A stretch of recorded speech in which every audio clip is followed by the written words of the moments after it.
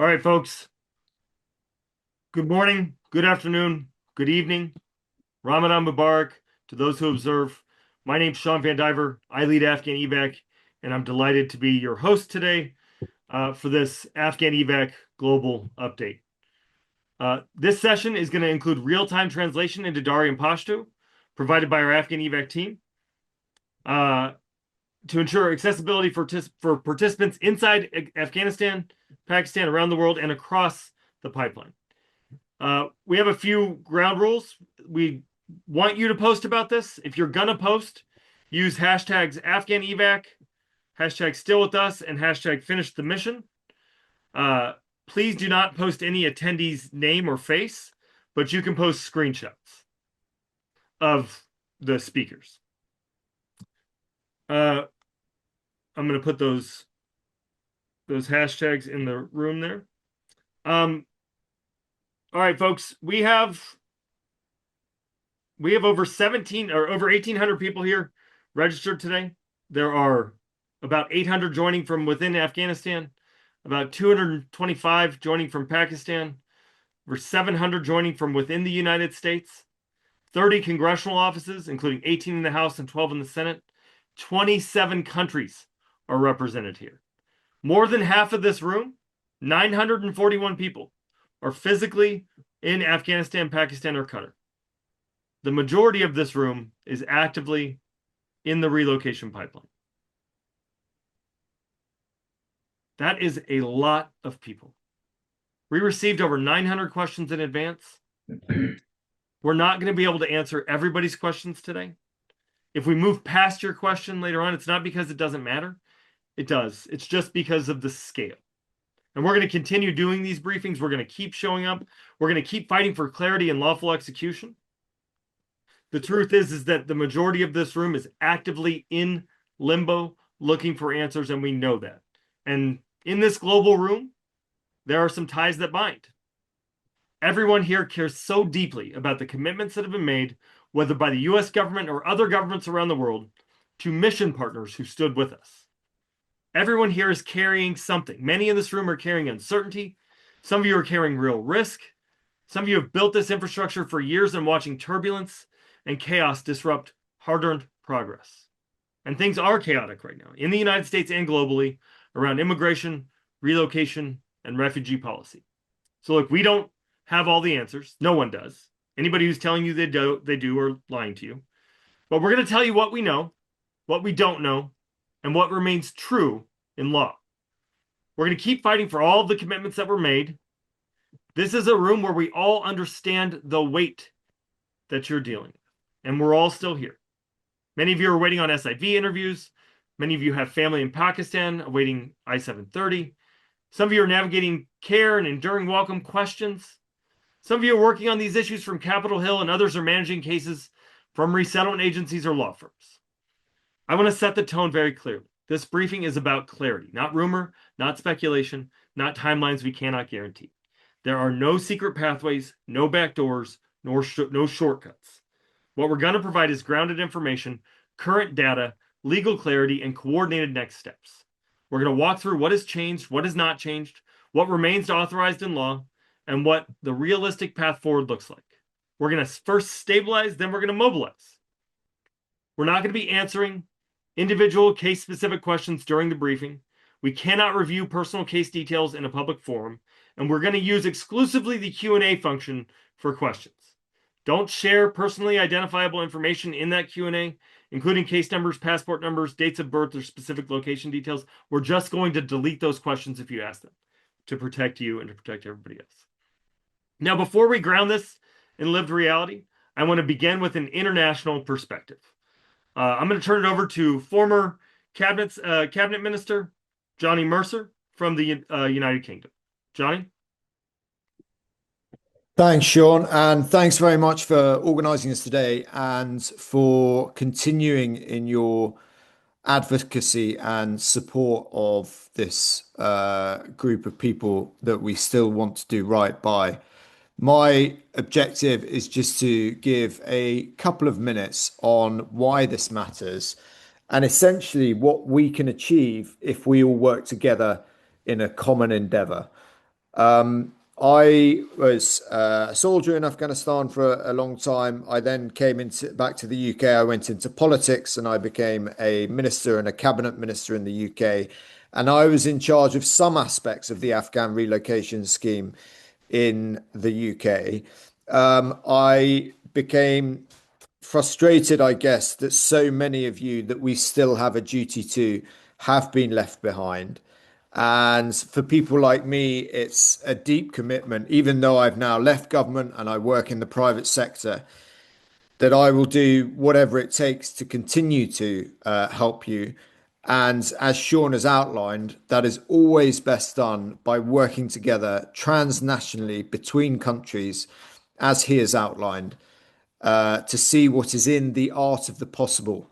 Now, this is an important time for this meeting and an important time for this cause because you will have seen globally the challenges around migration and what this has meant to populations all over the globe. Be under no illusion when constituents and residents of the UK and elsewhere where I've spoken to, when they talk about this issue, you are in a different bracket. Those who have served on the mission with us in Afghanistan have a right to be in the in the countries where they want to go, and we have a duty to promote their best interests and to support them in that. Now, there are a couple of things UK specific. We've obviously had a couple of huge security issues over here, one relating to a data breach. And as an example, we work with different firms in the United Kingdom to try and work out if you were on that list, to try and get you compensation if you can. I know the schemes have closed now in the UK, so for some, that's the only way to get out. But it's just one example of how we all work together.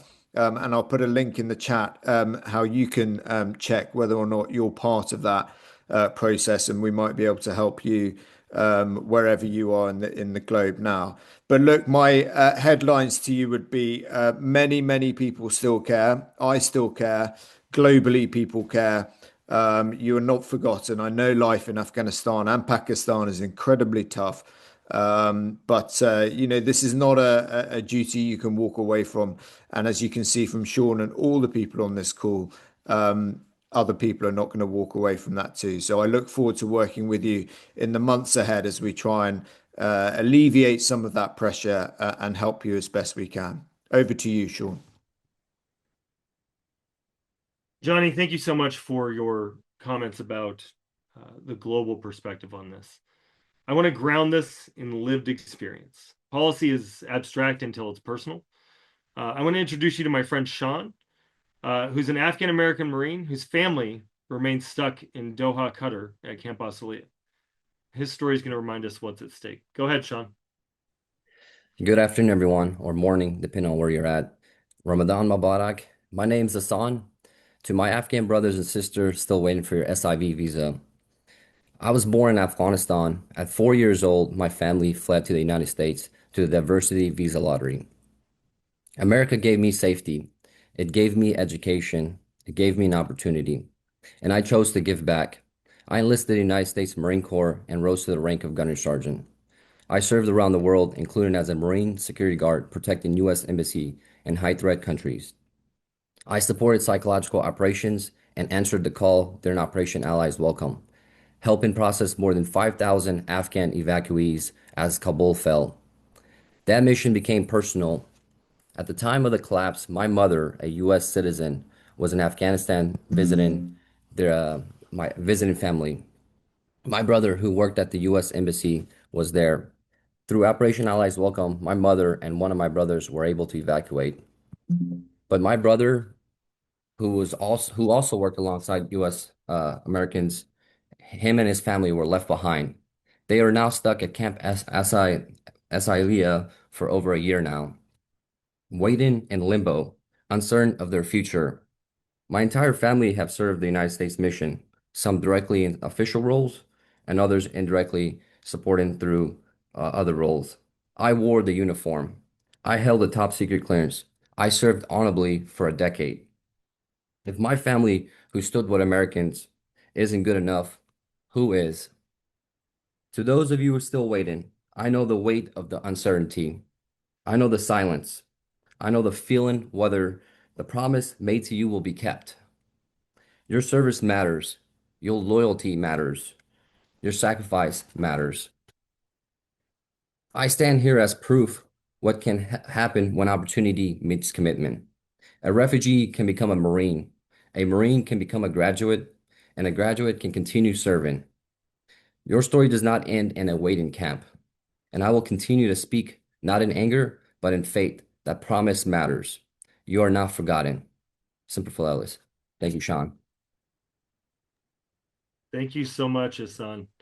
Um, that was really powerful. And it proves exactly why precision matters right now, right? We convene this call because there's a lot of information out there that is half-baked or not precise, and precision matters so much, especially when there are, like here in the United States, governments that are looking for any reason to take enforcement action against folks. So I'm going to walk through some of the operational realities that we face right now. I'm going to cover the current state of enduring welcome, the SIV pipeline, data and interview scheduling, family reunification, refugee realities, Pakistan and CAS, the coordinator for Afghan relocation efforts, battle buddies, AfghanEvac's impact explainers. We're going to cover a wide variety. We received over 900 questions, and look, they're not all the same, but they kind of fit into some buckets, right? Number one, the thing that we got asked most about was interview scheduling.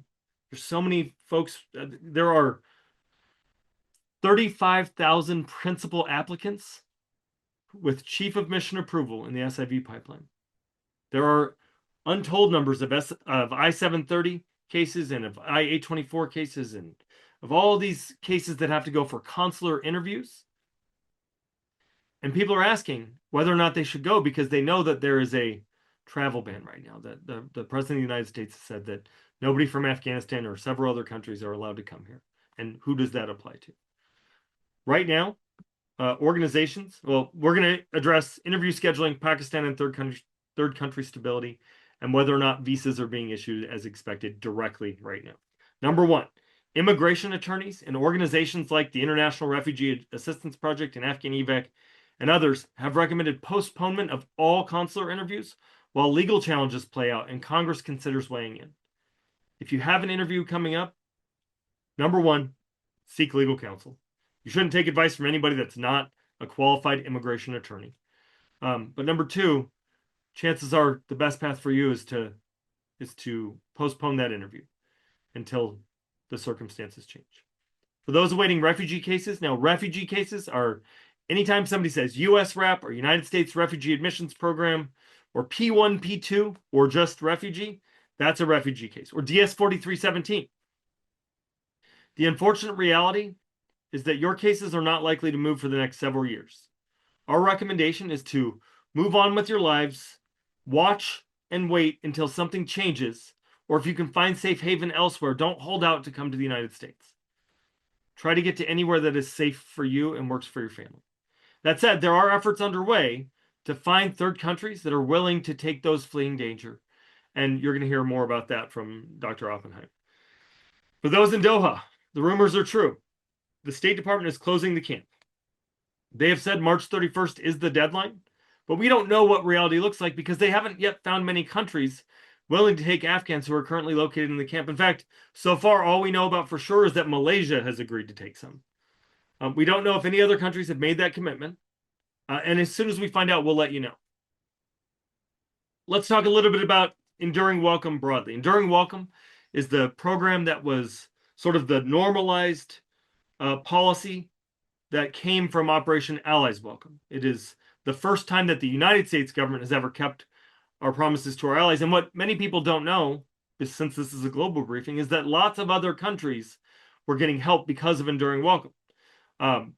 It included a relocation mechanism where folks could be removed from Afghanistan if they had P1, P2, or SIV, or I-730, or any number of different cases.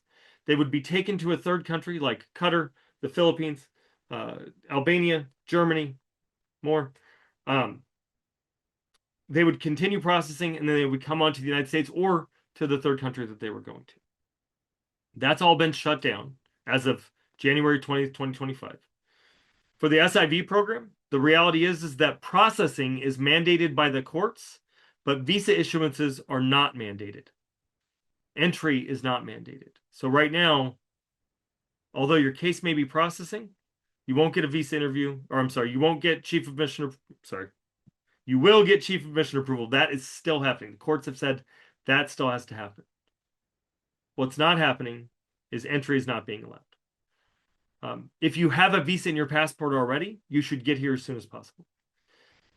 With regard to the SIV program, there are 5,900 visas remaining, but there are 35,000 chief of mission approved principal applicants, and then 178,000 total. So the balance beyond 35,000 is family members.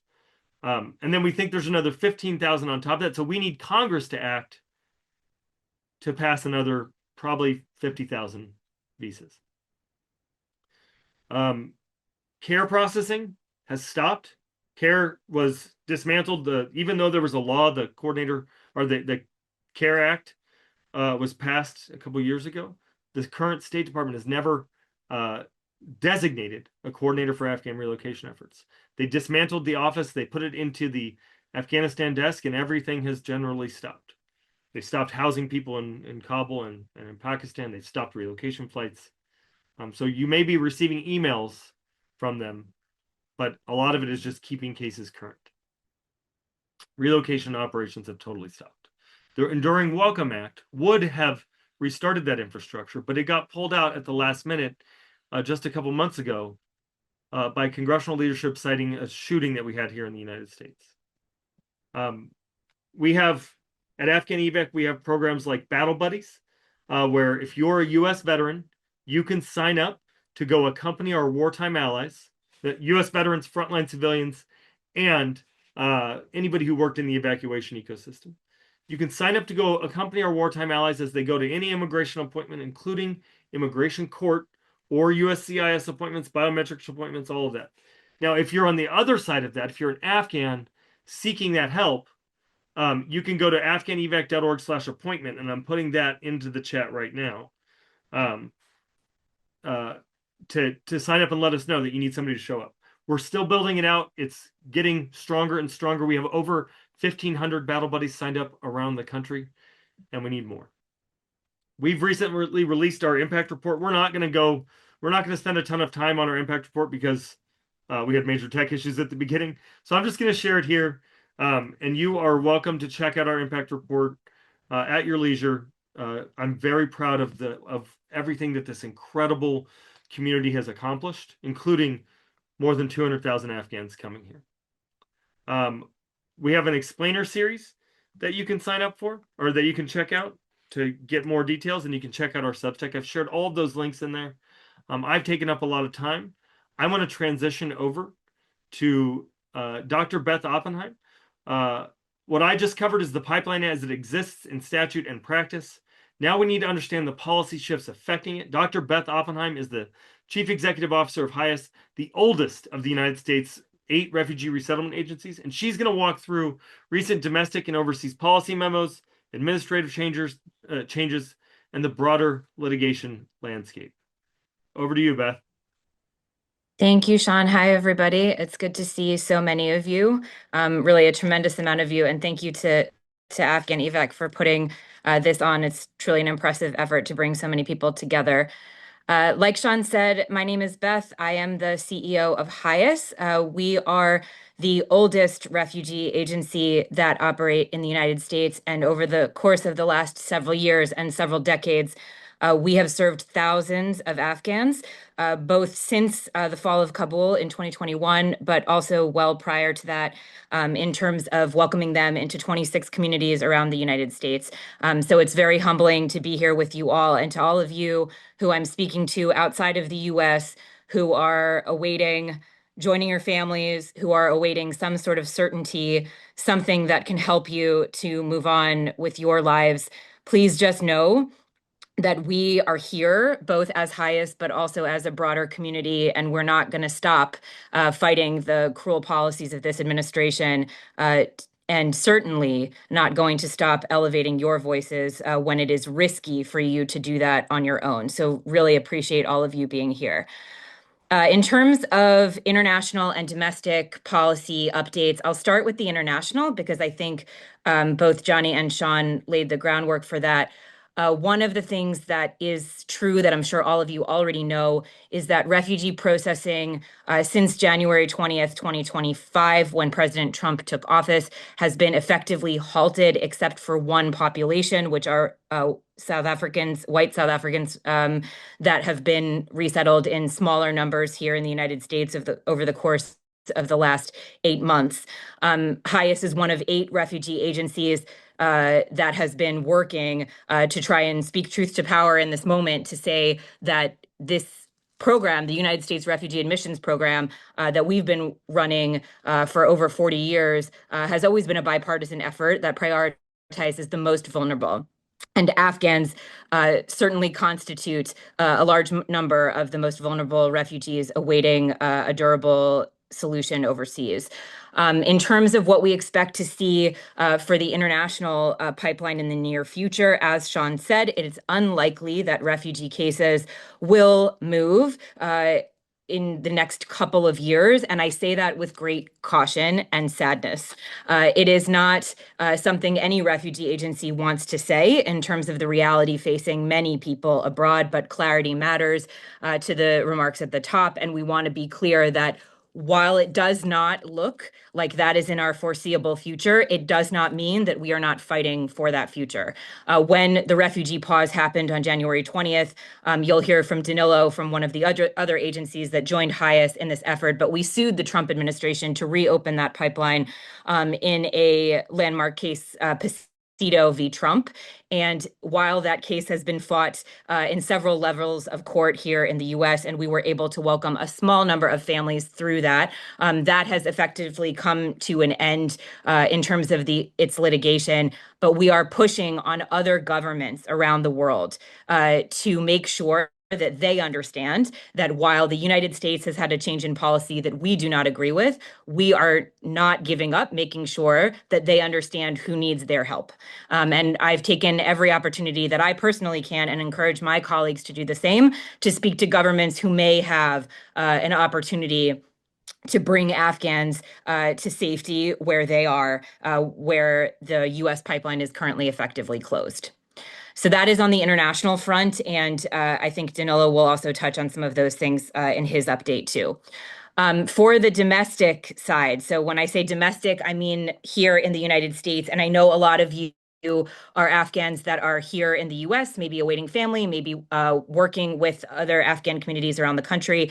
The big news of the last 4 to 5 days has been something called a DHS, Department of Homeland Security memo that was issued really in the darkness of night with no real fanfare, except when we made it fanfare in the press, to try and increase the vulnerability of refugees who are already here in the United States, who may be called for a re-interview of their case. So if you're a former refugee or if you have been in any part of the refugee pipeline, you know part of the process is reliving really challenging information about your own story, making yourself vulnerable, telling the hardest parts of your journey to somebody to make sure that you and your family get to safety.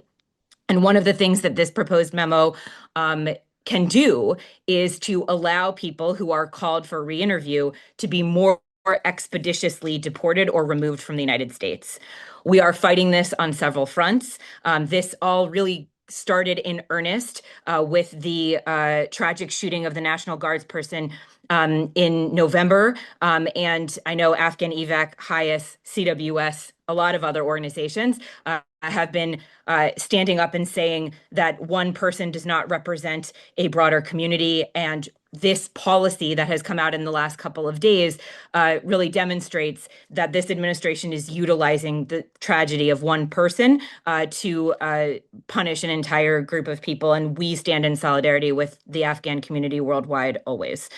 That being said, the impact of this memo is still to be determined, and we plan to do everything we can, including in court, to fight the implications of this memo.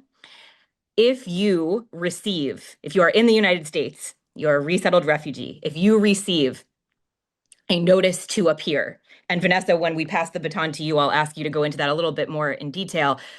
You need to consult an attorney about how to respond to that notice.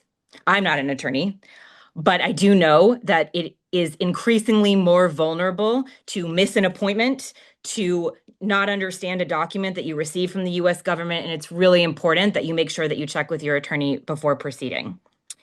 The last thing I'll mention in terms of the landscape that we're seeing here is that communities here in the United States are standing staunchly against what this administration is doing. There are thousands of people of all different faiths who have welcomed refugees, including Afghans, into their communities, and they are eager to continue to do that. So we at HIAS are continuing to provide services to Afghans who are already here. If you have questions about the type of services that HIAS provides, I'll put my email into the chat after I finish speaking, and you can reach out and ask us. But those programs have still continued. So if you're here and you need something, please know that people are fighting for you in order to be able to receive the services that you may need. I'm incredibly proud of the work that HIAS does. I really appreciate the invitation to share our experience with all of you. And please know that we are continuing to lift our voice, even when it seems challenging to do so. So with that, Sean, I'm going to turn it back to you. Thank you so much, Dr. Oppenheim. That was incredible. Next, we're going to go over to Vanessa from AILA. AILA is like the organization for immigration attorneys in the United States. Vanessa, I'm going to turn it over to you to walk us through your topics. Thank you very much, Sean, and thank you so much for having me today. I am so proud to be here in this meeting with all of you. Like Sean mentioned, my name is Vanessa Dojaquez Torres. I work with the American Immigration Lawyers Association. We have about 18,000 immigration lawyers as our members. And one of my job is I focus on how we can support our lawyers and our immigrant communities here in the US. And before this, my primary background is in representing asylum seekers and doing removal defense. And that's exactly what I focus on in my job now, is elevating these stories and the issues we're seeing every day in order to try to make impactful change. So I really want to reiterate what Beth and Sean is saying, that even if it feels hopeless in this moment, you have people here that are fighting for you. I have some less pleasant updates to provide from the United States policy side. One of the first updates that I have for you is about a new memo that was released recently. It was leaked by the media, like Beth mentioned, that many of these new policies we are learning about are being leaked either through the media or litigation. We are not receiving them directly from the government ourselves. And one of the biggest updates is a new memo about detaining refugees. So those that entered lawfully through the USRAP, through the refugee pipeline, are now going to be more vulnerable to being detained if they haven't applied for their green card by that 1-year deadline that they have. This is in complete opposite of the policy that we had previously. I am going to drop some links into the chat. This is the Washington Post memo, or Washington Post article that released the memo, and then I will also include a copy of the memo itself here. And this is basically saying that any refugee that has not applied for adjustment of status by that 1 year will be eligible to be detained indefinitely for screening. This came out after we saw refugee arrests in Minneapolis under Operation Paris, where we saw people that had been, who had come from Somalia, Ecuador, Venezuela, being rounded up and detained. And so this is one of the memos that came out through litigation. If you are currently someone that is worried that you are a refugee in the US, that you might be at risk of being detained, I really cannot impress upon you how important legal counsel is, especially today, especially as soon as you know that you might need one. Because right now, time is everything. That is one of the main ways in which this administration is trying to punish refugees, is by speeding everything up to make sure that they will get deported as quickly as possible and that there won't be any chance to try to prepare themselves. The other major update that I'll provide is on a new rule that was just published in the Federal Register today. This is a new regulation from the US government about work authorizations for people that are applying for asylum. So those of you that might be asylum seekers, you might know that C8 category. This is going to affect all of those applications. And essentially what this new rule does is it is going to be targeting people that are applying for a work authorization document for the first time. It is extending the time that people need to apply, or it extends the processing time of initial applications. So right now they are supposed to process initial work authorization applications for asylum seekers within 30 days. That is now going to be up to 180 days. Those of you that know that your application needs to be pending for 180 days before you can apply, that is now going to be extended to 365 days. There is also going to be a new pause on even accepting work authorization applications by USCIS. So this means that they are now putting a new rule saying that if applications are taking too long, there's too long of a backlog for USCIS to process them in the time they're supposed to process, they'll just stop accepting them. And this will be until however long it takes them to get back into the correct processing times. And this will sound like a joke, but it is not a joke. It is in the rule. They are anticipating that to take between 14 and 173 years. I wish the 173 years was a joke. That's actually their estimated time in the rule. It's going to have various other changes, like people with, if you missed your 1-year deadline to apply for asylum in the US, you will no longer be eligible for work authorization. If you entered the US unlawfully and didn't immediately express a fear or a want to apply for asylum, you will be not eligible to get a work authorization. And now all work authorizations will be discretionary. So meaning even if you don't meet any of those criteria for them to deny you, they could deny you based on other grounds. And so this all seems very, very bad for our asylum seeking populations. The government is trying to say this is to reduce fraudulent and frivolous applications. They are saying it's to protect national security and public safety. But really all we're seeing is that this is once again another attack on our refugee and asylum seeking communities. We are going for the most vulnerable, the people that are trying to represent themselves while going and following through the processes of gaining protection in this country. And so while we're not exactly sure if someone is going to be suing on either of the policies that I just mentioned, we are definitely here to support. And this is not the first time we've seen this. We've seen a lot of these attacks during the first administration. And so I think, there's a large group of people here waiting to help fight this fight. And so with that, I will carry it back over to Sean. Thank you so much for that terrible news, Vanessa. We'll have an explainer out from AfghanEvac on that, and we have a sort of like, what does it all mean conspiracy theory document that shows how these various intersections of rules and regulations that they're implementing work together to make it harder for our folks. So we'll get that out to everybody in the coming days. Next up, we have Danilo Zach, a longtime AfghanEvac member. Let me find your...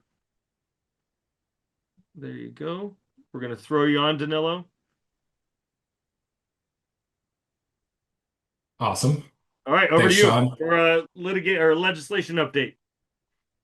Yeah, absolutely. Hey, everyone. Danilo, Director of Policy with Church World Service. We're alongside HIAS, a refugee resettlement agency. We've been around for 80 years now, almost. I think I can say it at this point. And yeah, listen, as Director of Policy, I'm on the Hill in DC quite a bit and want to talk about Congress's role in all this. But, first, just want to thank AfghanEvac. Thank you all for being here. Ramadan Mubarak. I'm wishing those who celebrate a peaceful Lenten season as well. And I think we've heard a lot of bad news. I think it's time to turn to what we can do about it and what some of those in power can do about it as well.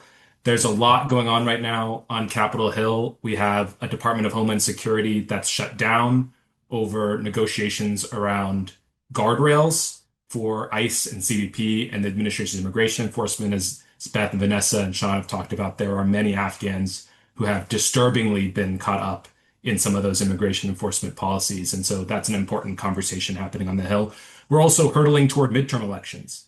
And this means two things on Capitol Hill. One, it means members are particularly interested in what their voters are thinking, what their constituents are thinking. It means your voice, if you're here in the US, matters a little bit more. It always matters a little bit more as we get closer to November. It also means members tend to be a little bit afraid to move forward on big pieces of policy and legislation. And you can always trust Congress to not get things done. We saw Congress fail to get done additional SIV visas. I think it's important, though, to think about what Congress can do. And again, the SIV program is still law. Maybe they didn't authorize new visas, but the program is still law. The Care Authorization Act remains law. The Refugee Act of 1980 remains law. These are concrete bills. These are legislation that have passed and been signed into law. And a lot of times when we talk about the litigation and the courts, and what IRAP is doing, suing, and what HIAS and COS have been doing, suing on behalf of so many people who remain stranded, we're relying on the laws that Congress has passed in support of these populations. So important to think about that and understand that even as Congress didn't authorize additional SIV visas, tens of thousands remain and proof cases remain in the pipeline. And so we're waiting on the administration to follow through.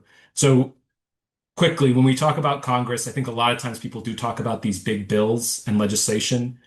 We continue to fight for bipartisan bills like the Afghan Allies Protection Act, like the Enduring Welcome Act. We continue to fight for legislation like the Protecting Sensitive Locations Act, which would get ICE out of churches and schools and places of worship and hospitals. We continue to fight for the Dignity for Detained Immigrants Act, which would ensure that those who are detained, including many in our communities, are treated humanely. But it's not just legislation that Congress can do. And I think that's really important to understand. I know there's some offices who are on the line right now, and sometimes I think they need to recognize more the full scope of their authority, because the two other pieces I think that are really important are appropriations and funding and oversight. So I want to talk a little bit about those functions. So when it comes to appropriations, that's the process of funding the government. It's one of Congress's most important roles. And I think engaging in advocacy around these funding processes is one of the most impactful things you can do to support refugees, to support Afghans. Budgets are moral documents. A lot of the concrete policy changes happen in appropriations processes, more so than via traditional legislation, these days especially. It's within the appropriations process that we can get additional SIVs reauthorized. It's within the appropriations process that we can get funding allocated and guardrails in place to ensure that funding is used to support Afghans continuing to be evacuated and supported. It's within the appropriations process that we can try to chip away at some of the administration's sort of leeway to do what it wants with the millions of dollars that have been allocated to accounts with titles like emergency refugee and migration assistance that are not being used for that purpose in the current moment. So those, I think, are really important. And right now we're in a process in which members are beginning to prepare for next year's funding cycle. So it sounds far down the road, but it's really important right now to be talking to members of Congress about, the importance of the Afghan SIV program, the importance of guardrails on this administration's use of funding, the importance of ensuring some of the key supports for refugees and immigrants and newcomers and Afghans, like within the Refugee and Entrant Assistance Account and the Office of Refugee Resettlement, that funding remains strong. So I think that's really important. And again, ensuring the SIV program is strong and healthy as well from Congress's side is critical. And then that's funding, that's appropriations. Talked about legislation. The next key bucket is oversight. And this is where members should be most active right now. And we've seen a number of hearings over the last couple of weeks in which issues of Afghan evacuation have been raised. I know AfghanEvac did a wonderful job holding a shadow hearing, and shout out to Representative Sydney Kamlager-Dove for her leadership in that as well. But there have been many other hearings in which this issue comes up across a number of different congressional committees. And those hearings are opportunities, one, to make sure our stories are told, to make sure that this issue is being talked about, to make sure that, on C-SPAN and then the clips on social media and the news are continuing to cover these issues and highlight the injustices that are going on. But also, there are opportunities to hold the administration accountable directly. And we've seen Secretary of State appear before Congress. We've seen the director of USCIS, who's responsible for some of these horrific refugee and asylum restrictions and arrest policies. We've seen the directors of ICE and CBP show up before Congress just in the last couple of weeks. And we need to keep the pressure up, and not just from one side of the aisle, but from both sides, to be asking questions about what's going on and ensure that they're hearing those questions and feel the pressure. And it's not just public hearings either, but we know members are active behind the scenes supporting individual cases. We know members are active behind the scenes asking questions and trying to get more information about what's going on. And so that's incredibly critical as well. So I just want to make sure people are aware, especially if you're in the US, you know who your member of Congress is. You've got 2 senators, you've got 1 representative. It's easy to find their phone numbers. They need a call or 10 about these issues and make sure they're paying attention. Because I think, Sean, Beth, Vanessa, everyone provided a lot of really helpful information. It's important our members of Congress are hearing it and reflecting it in what they choose to talk about as well. So I'll stop there, Sean, and turn it over to you. Thank you so much, Danilo. Look, I got to tell you, the hearings over the past few weeks have been really extraordinary. There was one in the Senate that was meant to be like I don't know, a circus, but so many battle buddies and veterans showed up that it ended up being very clear where the American public felt. And the same thing happened at both the shadow hearing and then the hearing that the shadow hearing compelled, where the Assistant Secretary for South and Central Asia committed to briefing Congress finally on the plan for Afghanistan. So thank you, Danilo. Everything you said really, really means a lot. Coordination doesn't stop at U.S. borders. We started at the top of this meeting with a cabinet, if you're in the U.S., a cabinet secretary, outside a cabinet minister, Johnny Mercer from our team in the U.K. Global civil society and locally led implementation are critical to preventing fragmentation. John Feltham from Aman, Lara, a Canadian organization that focuses on relocation, and Local Staff International, a global organization focused on standing by our mission partners, is going to speak to how international coordination works in practice. John, over to you, my friend. Yeah, thanks, Sean. Thanks for the opportunity to join you all today. Just a little about me. I am the executive director of Aman Lara. Aman Lara is a Canadian charity registered here in Canada, focused on the safe passage, evacuation, logistics, and long-term resettlement support of at-risk populations. Specifically in Afghanistan was what we were founded for. Since 2021, our team has supported the evacuation of over 7,200 Afghans with onward travel to Canada, and we continue to advocate for those left behind. I also serve as a board director for Local Staff International, a global initiative advancing the rights and protection of local staff engaged in international missions, not just Afghanistan, is what we're looking at there, but I'll talk more about LSI in a few seconds. In addition, I volunteer as the assistant director of Afghan Canadian interpreters, and I specifically mention that group because I bet you there's a few of you in this group would have known that group back in 2020 and 2021 specifically. Because there is some overlap between Canada and the US as it relates to the dynamics and the operational ability to operate when we were in Afghanistan. Those groups actually merged in 2022 itself. So I am a retired Canadian infantry soldier, served 25 years in the military. I operated along allied nations throughout my military career in multiple conflicts, including Afghanistan. and I now bring and have shifted that operational leadership experience into frontline humanitarian coordination and advocacy. I'd also like to acknowledge here that another board director of Local Staff International and the program director of Aman Laura, Julia Aitken, is also present. She'll be dropping some things into the chat that are specific to what I'm going to talk about here. She has been instrumental in the development of several of the initiatives that I'll be speaking about here today. So what am I going to be speaking about here today are three core topics that Sean has asked me to talk about: the Global Alliance foot stomp or footprint itself, Local Staff International framework, and preventing global fragmentation, as he has already stated. So I'll kick right off here with the Global Alliance and foot stomp. So I'm here representing Local Staff International, but like I said, I also serve as the executive director of Aman Laura and as a volunteer executive director of Afghan Canadian Interpreters Group, which, like I said, merged with Aman Laura in 2022. Local Staff International itself was formed because Afghanistan was not an isolated failure. It exposed a reoccurring structural gap in how we protected locally engaged staff across multiple missions. Advocates and former Afghan local staff began meeting in 2019 to identify shared challenges across multiple countries. After the 2021 withdrawal, it became undeniable that the failures were systemic, not national itself. In May of 2023, representatives from Australia, Canada, France, Germany, the Netherlands, Sweden, the UK, and the United States met in Berlin, Germany, to establish a permanent international entity. That's when Local Staff International, the concept, came about, and we were officially formed in November of 2023. So from the time we met, from the time we actually formed, it didn't take that long. So the foot stomp is simple here, folks. Local Staff International or local staff protection cannot depend on shifting politics, changing administrations, or crisis timelines, as we have seen since 2021. It must be embedded right from the onset of every mission moving forward. There are many organizations doing critical global work globally, but here in this coalition, we are aligned around one mission, and that's finishing what we started here.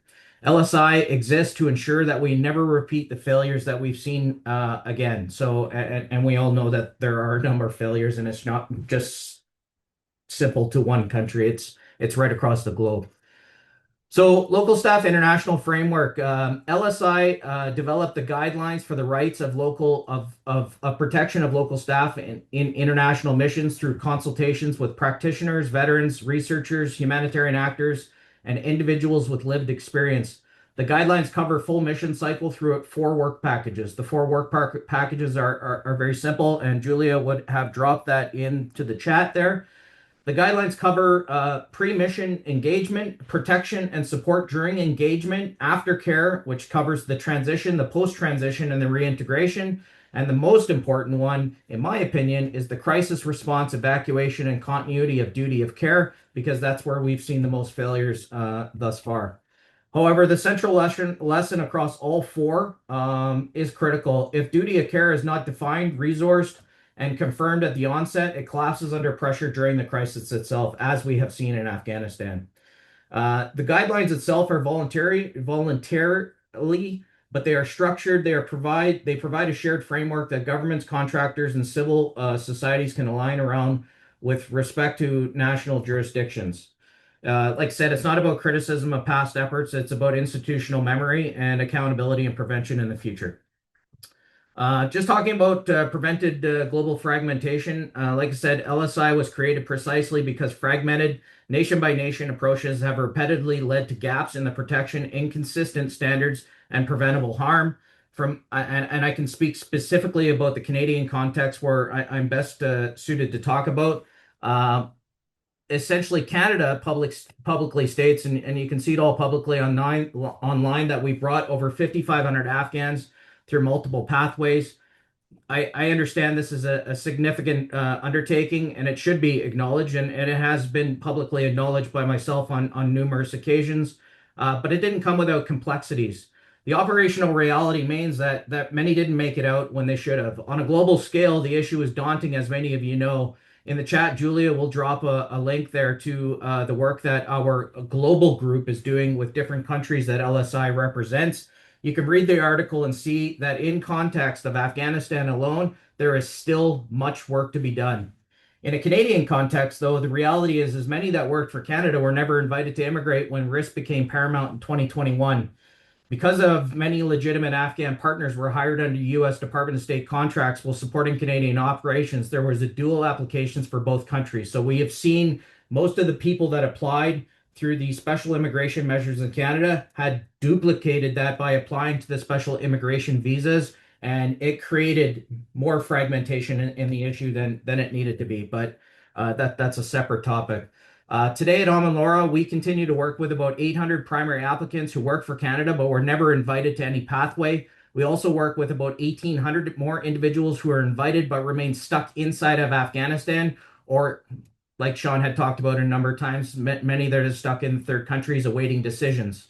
And most of those decisions we can say for certainty are under the security schemes of things. So at present in Canada, there is no active pathway for any individual to come here. Efforts remain reopen to reopen eligibility are being met with resistance at the federal level here, largely based on the position that Canada has done enough and moved on to other crises. I won't let it sit like that. So, like I said, Aman Lara has evacuated over 7,200 Afghans out of Afghanistan with onward travel to Canada. These are legitimate individuals who supported the Canadian operations, but as mentioned earlier, the job is far from done. Like I said, I suspect many of you in this room are encountering similar realities in your own jurisdiction. That's why we at LSI and have joined the AfghanEvac Coalition, not to duplicate work, but to prevent fragmentation and finish the mission collaboratively. Just talking about the guidelines itself, the guidelines itself offer two structured ways with our organizations or anybody can engage with. And we will put a sign up link into the chat so you can look at them and sign up yourself. So there's two. One is an ambassador, which you are committing to publicly expressing support, promoting awareness within your networks, and encouraging organizations to consider becoming signatories. Signatories itself commits to reviewing policies through a local staff protection lens, integrating protection considerations into mission planning, delivery, and closure, and participate in collective learning and continuous improvement. By becoming a signatory or ambassador, organizations can join a coordinated international effort to ensure local staff is protected. Protection is embedded, not improvised. Coalition partners represent operational completion. LSI itself represents structural prevention. Together, what's the most powerful about this is that we finish the Afghan mission first and move on. We institutionalize the lessons learned from all the countries in working in this, and we ensure that the next generation of local staff in whatever mission comes next are never left negotiating their protection after the fact. Thank you, everybody. I look forward to working alongside of all of you to finish what we have started here. Thank you so much, John. John touched on the global alliance that LSI and AfghanEvac have launched together. You can go, there's a link in the chat there. I'll share it again real quick here. You can go check out the baseline principles. Folks, we are over time, but we're going to keep going. We hope you'll stick around. The 5 principles under the global alliance are to finish the mission, restore and protect legal pathways, guarantee safe status and family reunification, establish binding never again standards, and create permanent accountability and oversight. The LSI standards are so important to that. We're going to move on next to, we've talked about lived reality. We've talked about operational pipelines, policy shifts, litigation, and legislation. Oops. To close the structured portion of the briefing, we need clarity on executive authority versus statutory programs and what current immigration turbulence actually means in practice.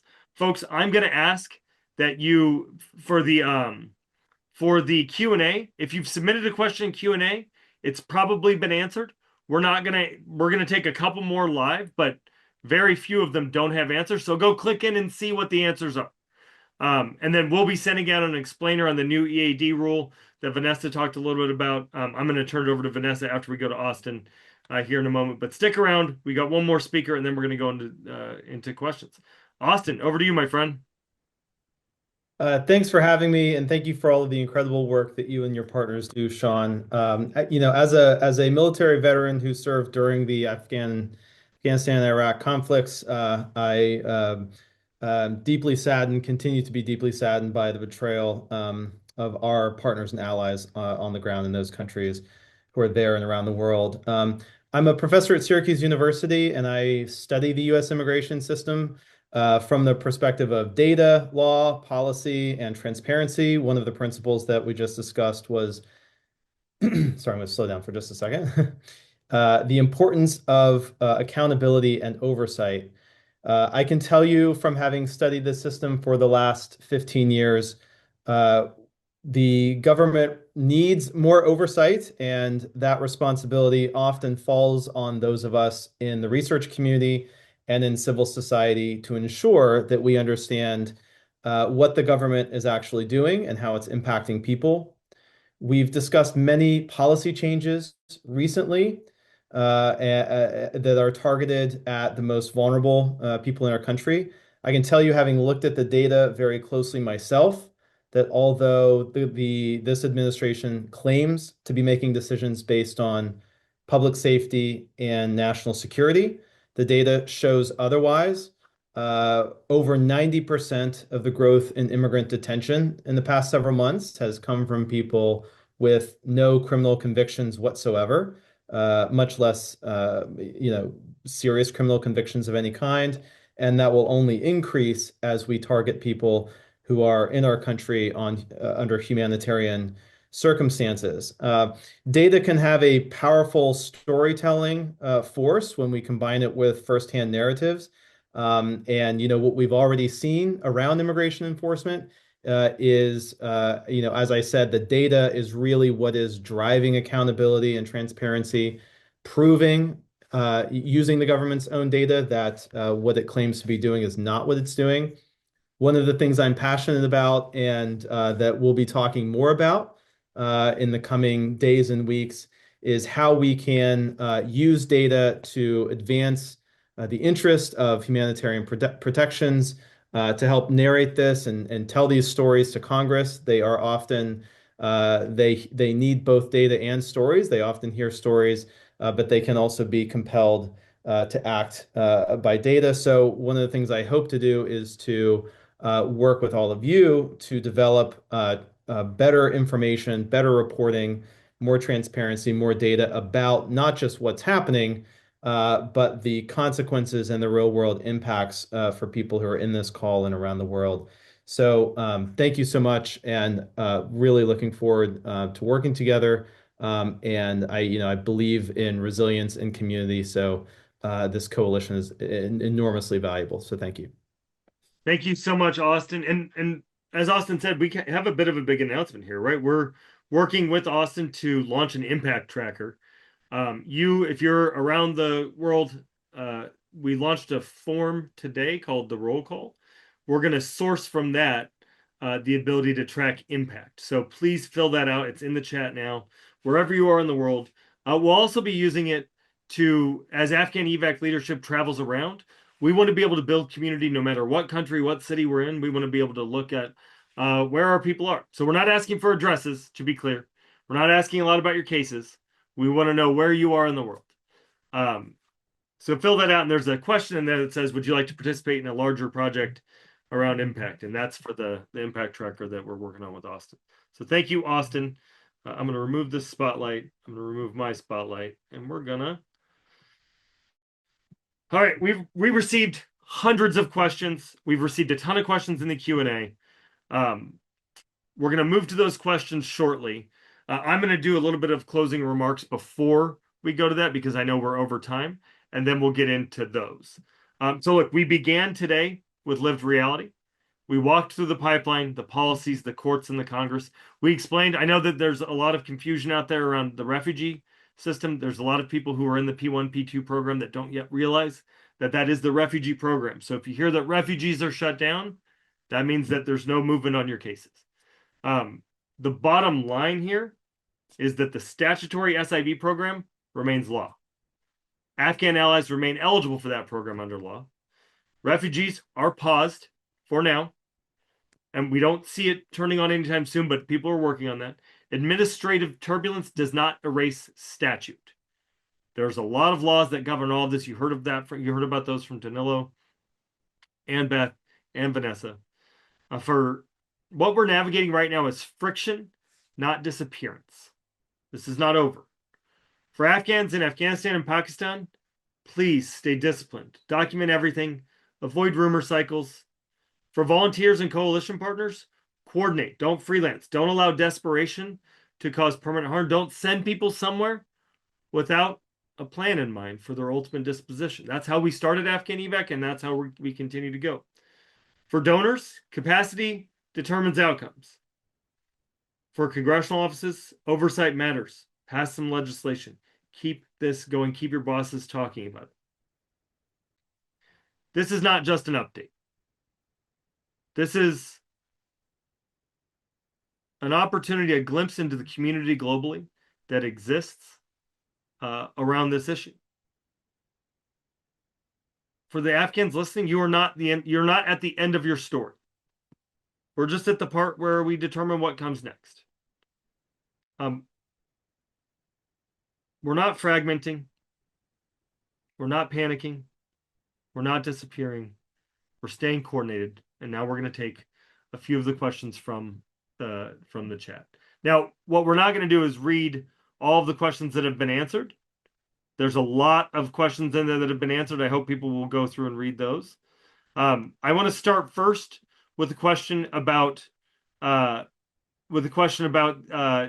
does the processing pause on Afghans' documents who are already in the States include a pause on EAD for those who have a pending asylum or a COM approval? And I think I'm going to turn this over to Vanessa to talk a little bit about EADs after I say each of the pathways is different to get here. Once you get here, things like the 1-year review on refugees, including potential detention, that would only include refugees. But we can look at these policies as potential mirrors for other policies, right? So until you hear otherwise, I would go with whatever the memo says, which is very confusing. I'm going to turn it over to Vanessa to talk about EADs for a minute. Thank you. So, to be clear, this is about new and initial applications for EADs. So if you have an EAD that is processing for a different case, or and it's already processing, this is going to be a different situation. But what I didn't mention earlier is that right now this is a proposed rule. Whereas I spoke about the detention memo earlier, that is a memo that DHS is using right now. This is a notice of proposed rulemaking, which means that it hasn't gone into effect yet, which means we have right now 60 days before it goes into effect on April 24th. And during that time, my organization, as I'm sure every other organization on this call, will be submitting comments about how damaging and harmful this rule will be.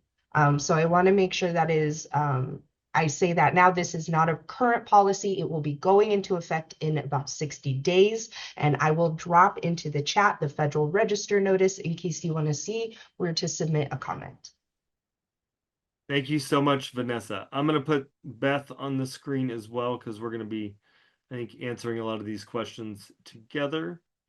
There was a question about the 1-year deadline for refugees to apply for their green cards.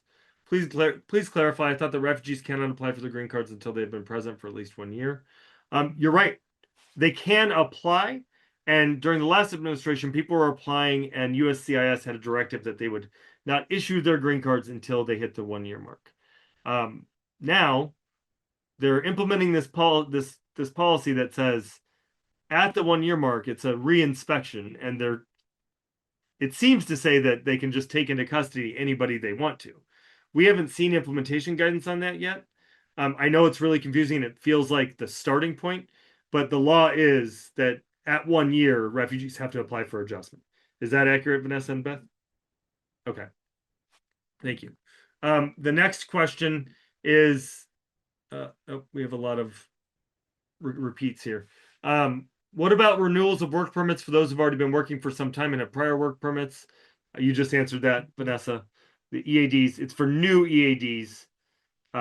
Is it not for renewals? So for right now, this is we're talking about initial EADs for asylum seekers, but um, it will likely affect a lot of renewals as we are seeing permanent pauses being held. But I'm sure we'll find out more about the implementation. Thank you. Joe Relk asked if we've considered like an honor index or a grade. There's a lot of things being bandied about right now for how to compel Congress to do stuff, which we will continue the discussion down the road. But yes, Joe, thank you for asking that question. We are looking at ways to demonstrate that Afghans and other immigrants still enjoy a large amount of support. Somebody asked if there's any news regarding SIV visa issuance resumption. There's not. It's still subject to the travel ban, but there's litigation happening across a bunch of different things.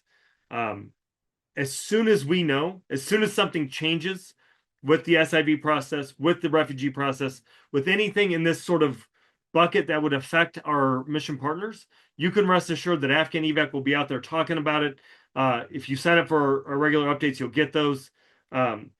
We'll be on the news talking about it alongside our partners at HIAS and CWS and ALA and all the different organizations that are working on this. Internationally, we'll be out there talking about it with LSI and Aman, Lara, and all these different organizations. Let's see. Hi, Sean. Can I add one more thing that will please. specifically affect renewals? I do want to highlight, so not everything in here affects renewals, but there are very important things about renewals that this rule will apply to, such as renewal applicants will have to show they are actively pursuing their asylum case. So this could affect people that have asked for termination in court and maybe don't have an active case being adjudicated. It also means that work authorization will terminate immediately when there is an asylum denial unless a timely appeal is filed. So oftentimes you will be able to still use your work authorization for the time it is issued. This would result in an automatic termination. So there are definitely lots of things that will affect the renewals. Yeah, that's right. There's a question. Somebody asked, why haven't Congress or the courts intervened? The courts are intervening. Congress is intervening in some cases, but like the truth is right now is that the makeup of Congress right now doesn't lend to an aggressive intervention. We talked about the midterms earlier. That could change. There's a lot of different things. There's a lot of different variables that could change. So right now we're really depending on the courts, and the courts take a lot of time, and there's a lot of litigation happening right now. So I wish we could say more on that. Let's see.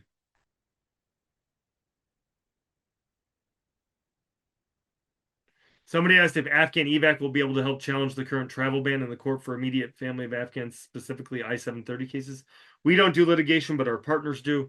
If we had, for a lot of different reasons, mostly because we don't have standing, we're not impacted by it, but others are, and clients of folks like HIAS are. Beth, did you want to come off and say something? Yeah, just to say that we are actively involved as an organization in both being plaintiffs in some of this litigation and in submitting what's called an amicus brief to prove that our clients at HIAS and other resettlement agencies have been negatively impacted by the travel ban and other legislation that's been passed. So we continue to do that. Right now, we're actively engaged in 12 different cases. Wow. Thank you. That's a lot. There's a question about whether or not someone's P1 case is affected by the Pasito ruling. If you are potentially impacted by that, you will have been notified already. So if you have not received notification to the email where you get information about your P1 case, then you're not covered under it. Let's see here. There's a lot of questions about family reunification and whether or not, we can step in to help with I-730s. The truth is until the travel ban is changed by the president and you need to know that there's a lot of people going at the administration asking them to have mercy on Afghans and to understand the unique circumstances that Afghans face and other immigrants face with regard to family reunification. So far, it's falling on deaf ears, but we're going to keep trying. We're going to keep pushing. And it's so important to remember that this is not permanent. It may take a few years, and that sucks. And you've already been so patient. But right now, there are leaders. There's a guy named Stephen Miller who is sort of overseeing all of the immigration policy in the White House, and he's not a big fan of Afghans. He's made that very clear in his tweets at us, and his wife's tweets at us, and Laura Loomer's tweets at us, telling us how bad Afghans and Muslims are. But we know that that's nonsense, and everybody here is going to keep fighting. Pat Hatch says that ordinary citizens as well as organizations can submit comments on any proposed rule, correct, but some organizations can provide templates. That's absolutely right. We'll be sending out a follow-up email to this in the next few days that has a bunch of resources, and we can include something along those lines. All right, folks, we are really, really over time, so I wanna close this out. This is just the first. We're going to keep answering questions. A note for the Afghans that are listening here: we can't always respond to messages that you're sending us directly, but if you're sending emails to statements@afghanevac.org, or if you're posting on social media, or if you're sending emails into the inbox, we won't respond individually, but we generally turn that out into products so that everybody can know the answer to a lot of these questions. And the way that we source answers is through the incredible folks like our speakers who are on the call right now. Trying to find my friend Austin here. Oh, no. Okay. I just want to say thank you so much to all of our speakers. I know some of them had to drop because we went over. This has been incredible. Afghans and volunteers, congressional offices, please, please, please stay in this fight. There's a lot still going on. People still care deeply. We're going to keep pushing.